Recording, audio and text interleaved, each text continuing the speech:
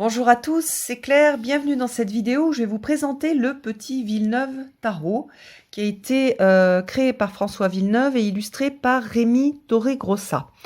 Alors, c'est un tarot avec seulement les majeurs que j'avais découvert sur la chaîne de David Secchio. Je ne sais pas comment est-ce que ça se prononce, excuse-moi si je me suis trompée dans la prononciation, David. Il m'avait beaucoup plu. Je m'étais dit, tiens, il est super beau. Donc, j'ai demandé aux éditions Exergue si ils pouvaient me l'envoyer pour que je puisse le regarder puis vous le présenter aussi. Parce que je trouve qu'il a plein de qualités et surtout, il est super joli. Alors j'aime beaucoup la présentation, c'est un bel objet. Si vous avez un cadeau à faire à quelqu'un qui aime bien le tarot, qui n'a pas envie d'avoir 78 cartes, je vais vous montrer ensuite le visuel des cartes, qui aime ce type de visuel, c'est vraiment super. Il y a vraiment un joli travail d'édition, de présentation qui a été fait. Vous voyez là, il y a du doré, je trouve que ça fait voilà, ça fait petit coffret un petit peu précieux et j'aime beaucoup. Donc on a une ouverture magnétique et puis on a un petit livre, c'est pareil, j'aime beaucoup le visuel du petit livre en couleur, et puis des super jolies cartes avec un style un petit peu BD, avec du doré sur le côté et voilà, un dos pareil dans ce style un peu BD. D'ailleurs, on voit voilà, on voit les 4 éléments sur le dos. Au niveau du livre, enfin du petit livret, alors on a une présentation de l'auteur qui est sympa parce que ça permet de le connaître un petit peu plus. Il explique ce que c'est qu'un tarologue, donc voilà, sa vision à lui. Est-ce qu'il se pose des questions aussi, des questions auxquelles il répond. Voilà, est-ce qu'il faut de l'intuition pour lire le tarot de Marseille? Est-ce qu'il faut un don? Qu'est-ce que c'est qu'un mauvais tarologue? Qu'est-ce que c'est qu'un bon tarologue? À quoi est-ce que ça sert?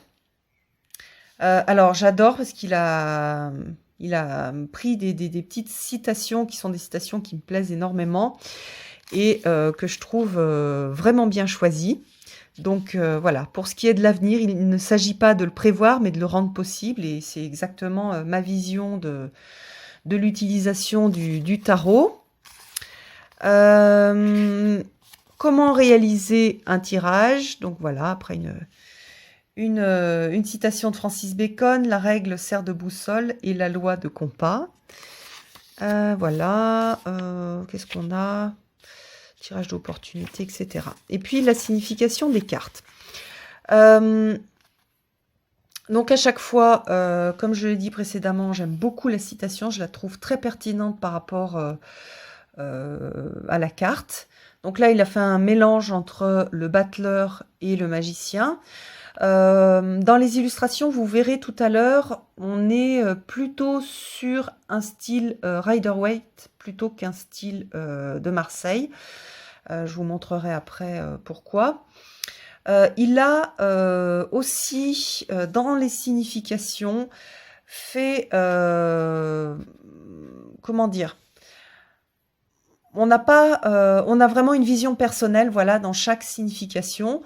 Donc c'est quelque chose que je trouve intéressant, mais voilà, on a sa vision à lui, avec voilà, pas mal de textes pour expliquer sa vision. Et puis après on a le mageleur dans un tirage, avec quelque part la personnalité du mageleur. Donc on a beaucoup une personnalisation des cartes. Voilà, le Majeur dans le tirage, vous voyez ici, il se caractérise par son instabilité, une capacité à se lasser assez prodigieuse. Il vivra ses relations amoureuses ou amicales au jour le jour, etc. On a un alignement des cartes, ce que moi, j'utilise pas. C'est-à-dire que moi, comment dire, je considère que chaque carte a un aspect lumineux et un aspect sombre, mais c'est une école de tarot. Voilà, comme une autre. Lui, son école à lui, c'est qu'il va avoir des cartes positives, des cartes négatives et des cartes neutres. À chaque fois, il va mettre donc les mots-clés. Et puis, très sympa aussi, il va donner un exemple d'un magicien ou d'un battleur célèbre, d'un mageleur. Donc ici, Christophe Colomb. Donc on a vraiment un joli travail qui a été fait au niveau du texte. Et dans le choix des citations, et dans l'appropriation du tarot. Voilà, c'est quelqu'un qui s'est approprié le système du tarot et qui en a fait, voilà, qui l'a coloré de sa personnalité. Donc, avec à chaque fois la même chose, hein, la papesse, là ici dans un tirage, l'alignement, donc la papesse est positive, des mots-clés et des papesses célèbres. Sur les citations, on va avoir vraiment, vous voyez, là on a Jean Cocteau, Pilavoine, Bernard Werber, donc on a vraiment, il a pris un petit peu de partout des citations. Là on a Confucius, donc c'est pas cantonné à ni une période, ni un style. Et puis, qu'est-ce que je peux vous dire d'autre? Voilà, après il y a un petit texte sur l'auteur du livre et l'illustrateur, qui a fait un super boulot aussi, vous allez voir. Alors, d'ailleurs, je crois que l'illustrateur, il a publié chez les éditions Soleil, parce qu'il a bien ce style-là qu'on retrouve, style de BD qu'on retrouve chez Soleil. Alors, donc on a le fou, la première carte, le fou, donc on reconnaît le bâton, pardon, le petit sac. Ici, notre fou, il a plutôt l'air d'être un personnage féminin, mais en fait, il a quelque chose d'assez androgyne, je trouve, ce qui est assez intéressant. On a ce côté un petit peu de folie avec les confettis, et puis le fait de sauter par-dessus la foule, au-dessus des autres, au-dessus des mains des autres, avec une grande insouciance, et j'aime énormément cette représentation. Le mageleur, donc à nouveau mélange de magicien et de battleur, où là on a le multitâche avec les 4 bras, chaque bras tenant une des suites. Donc on a ce côté du pouvoir du magicien, le fait d'être, cette capacité d'avoir tous les outils en main, et cette idée de pouvoir commencer, mais pas que, hein, il développe d'autres choses dans son petit livret, des choses d'ailleurs qui sont très intéressantes. La papesse, j'adore, j'aime beaucoup, beaucoup, beaucoup, beaucoup. Il y a une douceur, une tendresse, une force intérieure, et puis voilà, la capacité à apprivoiser les chimères, et ça, je trouve que c'est vraiment chouette. Après, c'est vrai que lui, il voit la papesse, il la trouve voilà, froide, distante, la papesse traditionnelle. Donc c'est pour ça qu'il la représente, voilà, il a voulu que l'illustrateur la représente comme ça. Moi, je la vois pas forcément comme ça, mais ça, c'est voilà, c'est ça, c'est son ressenti à lui. Et j'aime beaucoup ce que l'artiste a réalisé. J'aime beaucoup ces tons chauds, mais on reste quand même avec toute cette partie violette, donc avec tout ce côté troisième œil et intuition qui caractérise la papesse. Voilà, sachant que la papesse, c'est une femme aussi, c'est une femme d'expérience, qui a sa connaissance à travers l'expérience. On aurait pu aussi la représenter comme une vieille femme. D'ailleurs, Jean-Claude Flornoy la voit comme la grand-mère, en fait. L'impératrice est magnifique aussi. J'aime beaucoup. C'est très, très, très, très, très beau. On la voit avec un enfant.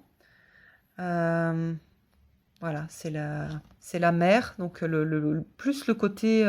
enfin non, on a le côté aussi impératrice, donc femme de pouvoir, et le côté maternel de l'impératrice. Donc, on voit les deux dans cette carte-là.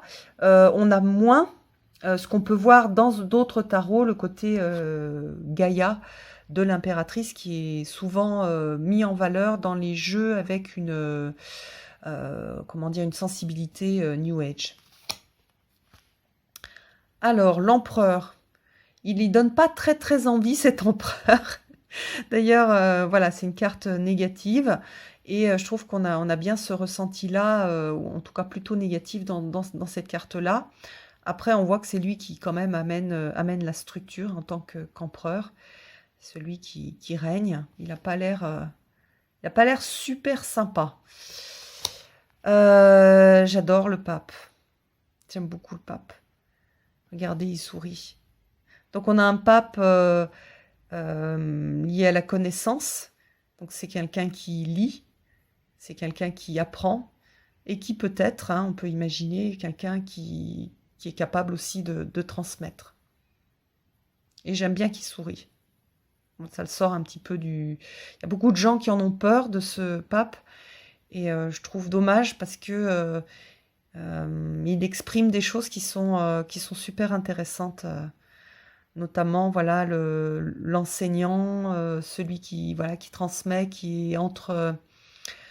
oui, qui est une sorte de médiateur entre le haut et le bas, donc j'aime beaucoup. Donc les amoureux, c'est là où ce que je vous disais est vraiment flagrant. On a plutôt une représentation, donc rider, donc avec les amoureux et pas l'amoureux, sachant qu'on peut aussi retrouver hein, la signification traditionnelle de l'amoureux du tarot de Marseille, le chariot,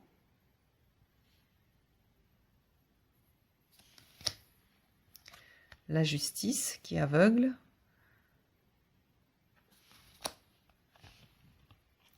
j'adore l'ermite. Il y a un côté héroïque fantasy qui me plaît beaucoup, beaucoup, beaucoup dans cette ermite qui est en train de traverser le pont. Voilà, dès que j'ai vu la carte, j'ai pensé à Gandalf. Voilà, il y a ce côté, oui, il y a beaucoup de choses en fait dans cette carte-là au niveau esthétique. On est coincé dans une caverne. Ici, on a la lumière et on a l'ermite qui éclaire le chemin, qui est la petite lumière qui permet d'éclairer et d'aller, de sortir à la lumière. Mais on peut le voir d'une autre façon. C'est quelqu'un qui venait de la lumière et qui a décidé de se retirer pour pouvoir méditer, etc. Donc c'est avec profiter des vertus de la solitude et du face-à-face avec soi-même. Donc on peut utiliser cette carte de deux façons différentes et les deux interprétations sont intéressantes. La roue de fortune, on a les petites licornes d'un côté et on retrouve ici la mort. Et puis, on a le zodiaque avec tous les signes. On retrouve la lune et le soleil au centre. Donc, voilà, plein de symboles intéressants. La force est très intéressante aussi puisqu'on a la jeune fille qui se reflète dans l'eau et qui voit justement sa force intérieure et son côté lion. Donc ça, je trouve que ça représente bien en tout cas l'aspect de la force qui est la force d'âme et la force intérieure, donc qui est visible dans le reflet, mais pas visible forcément dans le corps. Donc même chose ici, on a une féminisation du personnage avec la pendue. Je me rappelle plus ce qu'il a mis sur cette carte-là, on va regarder.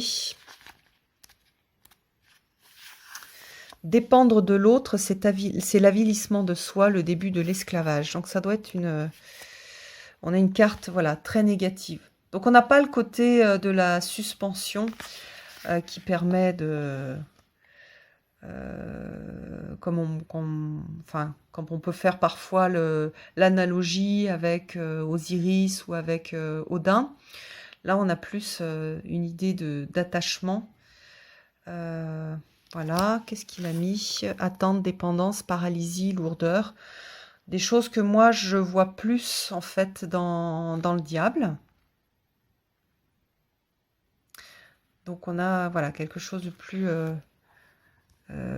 plus lié au lien, en fait, dans sa signification.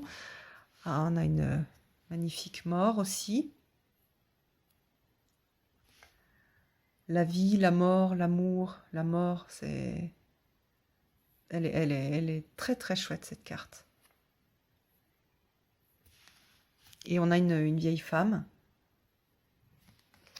La tempérance, regardez comme elle est belle. C'est vraiment touchant. On a vraiment cette idée de guérison. On n'a pas, comment dire, on n'a pas l'ange, mais je trouve que les montagnes font presque comme des ailes d'ange sur l'arrière. Moi, c'est vrai, pour moi, la tempérance, c'est vraiment une carte de guérison. Donc voilà, c'est tout de suite, j'ai cru voir les ailes d'ange derrière. Le diable, avec les masques. Donc c'est intéressant en fait, puisqu'il a réparti en fait les significations un tout petit peu différemment. Mais j'aime beaucoup ce diable avec ses masques. Je trouve que c'est une façon de représenter le diable qui est hyper intéressante et qui convient très très bien au travail en psychologie. Alors, la maison de Dieu. Alors on a l'œil de Dieu avec la destruction. L'étoile. Donc, vous voyez que aussi, souvent, il a mélangé un petit peu au niveau des représentations l'étoile et la tempérance, c'est-à-dire que c'est dans l'étoile qu'on a une femme qui est dans l'eau et avec, comment dire, qui verse de l'eau dans un, on va dire, dans une surface d'eau, alors qu'ici, on l'a sous forme de tempérance. Et par contre, on va avoir l'étoile en tant qu'astre, avec l'espoir, le rêve que l'on peut avoir en regardant cette étoile. Un petit animal, une martre, on dirait. Très sympa.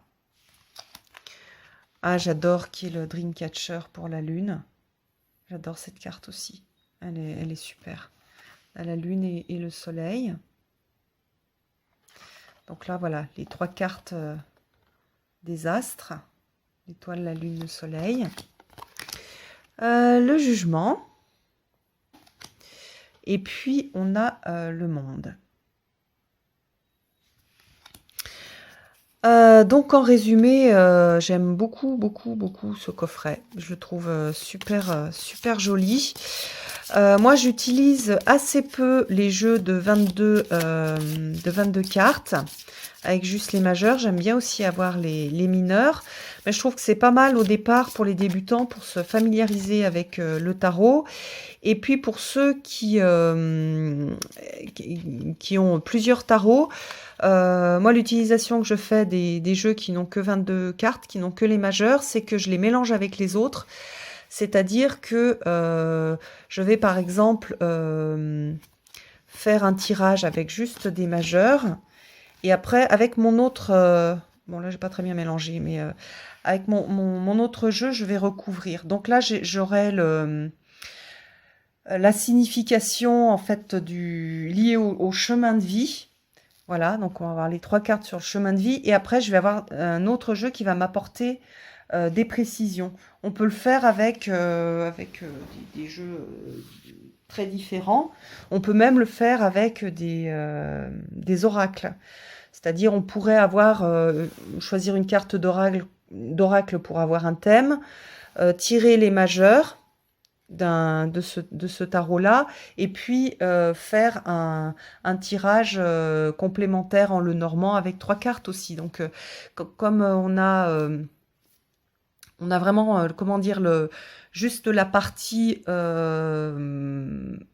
du tarot qui, pour moi, correspond au chemin de vie et à des thèmes qui sont vraiment importants, qui touchent un petit peu partout, dans tous les domaines de vie, hein. C'est-à-dire que quand on va travailler la carte du soleil, c'est pas, on va pas la travailler juste dans le cadre du travail, même si on a fait un tirage sur le travail, on va vraiment, ça va vraiment transpirer dans les autres domaines de la vie, c'est-à-dire aussi la façon dont moi je vais me comporter dans mon travail, par exemple la radiance que je peux avoir, le succès que je peux avoir, euh, ou le succès que je voudrais avoir et la radiance que je voudrais avoir, c'est dans mon travail, c'est aussi quelque chose que j'aimerais avoir à d'autres endroits de ma vie. Donc ça va toucher beaucoup d'aspects de ma vie. Donc c'est comme ça que moi j'utilise les jeux quand j'ai que les majeurs ou quand d'ailleurs quand je tire les cartes avec toutes les cartes et que je sors des majeurs. Pour moi, les majeurs, ils sont vraiment, c'est vraiment des cartes qui apportent des informations sur plus, on va dire, plus globales, plus spirituel souvent et beaucoup plus en lien avec le chemin de vie. Alors que les autres, on est sur la résolution des problèmes plutôt du quotidien. Voilà. Donc, je suis super contente d'avoir reçu ce jeu-là et d'avoir pu vous le présenter. Je trouve que c'est vraiment une belle réussite. Un travail personnel super, super intéressant, que ce soit d'écriture ou artistique. Donc voilà, et puis c'est un jeu qui me fait rêver, c'est un jeu avec un univers qui me plaît beaucoup au niveau graphique. D'ailleurs, je le mélangerai peut-être à un tarot, au tarot des zut, des tailleurs de pierre, qui a aussi un style pas tout à fait ça, mais qui a les mêmes types de couleurs pour mélanger avec un tarot type Marseille, ou en tout cas avec des cartes numéraires en mineur. Voilà, donc il se prête très très bien au tirage. Les cartes sont très parlantes. Le livre est super intéressant. Moi, j'aime bien aussi, comment dire, je trouve que c'est super intéressant d'aller voir comment quelqu'un qui tire les cartes, qui s'est approprié un système, comment est-ce qu'il tire ses cartes et comment est-ce que lui, il a vu et il a interprété telle ou telle carte de tarot, sachant que dans ce domaine, la vérité n'existe pas. Faut pas être intégriste. Ce qui est hyper important quand on tire les cartes, c'est savoir quel système on va utiliser. Par exemple, moi, quand je tire les cartes avec le tarot de Marseille ou avec un Rider-Waite, je ne vais pas utiliser les mêmes significations pour les cartes, notamment les mineurs. L'important, c'est de savoir, avant de tirer les cartes, qu'est-ce qu'on met comme signification derrière chaque carte, ou quel livre on va utiliser si on est débutant. Mais il n'y a pas de significations qui sont plus vraies que les autres. Voilà, quand le tarot a été créé, on n'a retrouvé aucune trace d'un petit carnet avec, comment dire, la Bible du tarot avec à quoi correspondent telle ou telle carte. Donc c'est hyper important à comprendre. Ça permet d'apprécier justement le partage des auteurs et d'être capable aussi de développer soi-même ses propres interprétations. Parce que plus on va tirer les cartes, plus on va faire sien le jeu et le système du tarot, et plus on va avoir une façon personnelle d'utiliser le tarot. Sachant que bien sûr, toutes les cartes, elles ont quand même quand on regarde plusieurs cartomanciens ou plusieurs tarologues, on va retrouver quand même un cœur de signification qui est très très semblable. Mais après, l'utilisation et comment est-ce qu'on va exploiter les cartes dans le cadre d'un tirage, elle va être différente. Et puis surtout, la façon d'élargir la signification en fonction du concept va dépendre de la sensibilité du tarologue. Voilà, je vous embrasse tous. Merci François Villeneuve et merci à Rémi Torregrossa pour ce joli travail. En plus qui a été, je trouve, très très bien mis en valeur par les éditions Exergue. À bientôt!